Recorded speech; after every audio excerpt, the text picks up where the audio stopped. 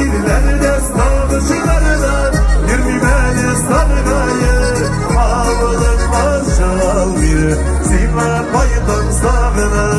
şişirlerde sağışlarda girmemeli sargayı ağılın aşağı bir sima paydan sağına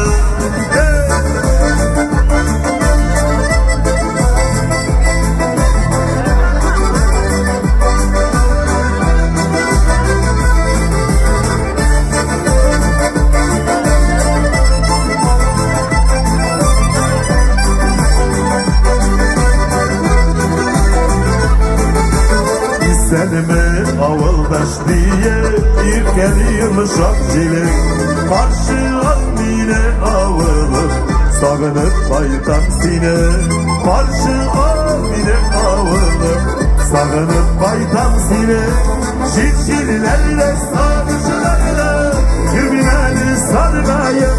avılıp karşı al mine sine baytam sağınıp şişirlerle sağışlarla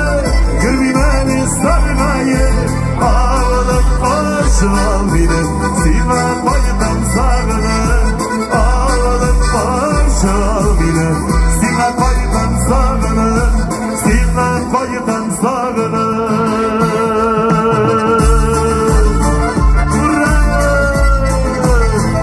dip kışkırığa gereken zırvıt kes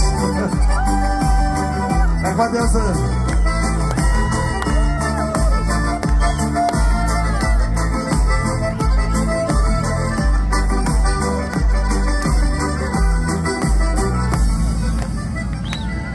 Rahmat. Rahmat, şovacılığı, parçalarınızda hayırlı matlık işler olsun, beyren işleri bilen.